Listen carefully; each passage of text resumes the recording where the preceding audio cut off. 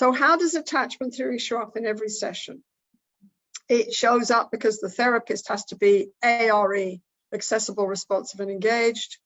Attunement is the essence of all EFT in all modalities, to tune in. And I ask you to think about that. Before COVID, I used to dance Argentine tango for about 10 hours a week. I miss it like mad. Argentine tango is not what you see on Dancing with the Stars. That's the silliness. Argentine tango is a lot like therapy.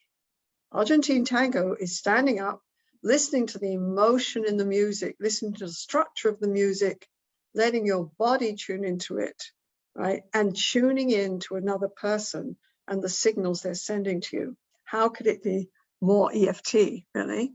So we're ARE, accessible, responsive, and engaged. We are present. We are a safe haven, secure base. Our goal is growth, balance, and wholeness. And that's what Bowlby talked about. Attachment is a developmental theory. We honor emotion, which Bowlby basically said is the primary organizer of within and between realities, right? We distill frightening, alien, and unacceptable emotion. We evoke it and we regulate. We do both at the same time.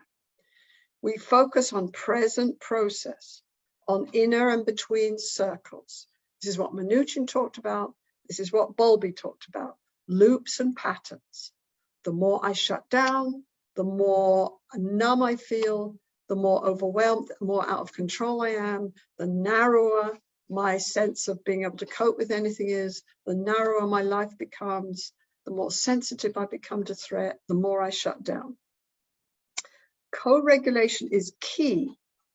We all turn to older, wiser others, even if it's in our head, we all turn, and we all need these images of secure attachment, and your clients mostly have them.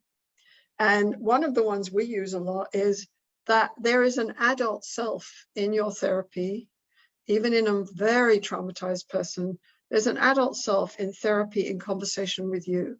And we empower and resource that adult self to turn and then, if you like, become an attachment figure, a surrogate attachment figure for the more vulnerable, disorganized, chaotic, completely overwhelmed sense of self.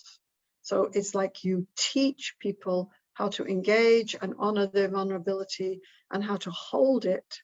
And you do that by using the adult sense of self to turn and help the inner, more vulnerable sense of self. If you want to see this in a movie, there's an amazing drama on the television, I can't remember who puts it out, called Flight Attendant. And I was amazed in the last episode, which I think is episode 8. She goes into her inner childhood trauma, which is where her father dies, and she goes into that. And as an adult, she sits and comforts the child who is in that trauma scene and holds that child. So that's a corrective emotional experience. We believe you have to have those kinds of corrective emotional experiences to be able to deal with trauma well. So we don't pathologize, we find the order, not the pathology. People have good reasons for shutting down, numbing, staying in chaos, being unwilling to feel. They have good reasons. You go to where people are. You go and join people where they are. That's what you have to do. You don't point to them and tell them to go somewhere else. You join where they are. You have a map. You have a map to longings and fears in attachment. You privilege disconnection. You understand how overwhelming it is.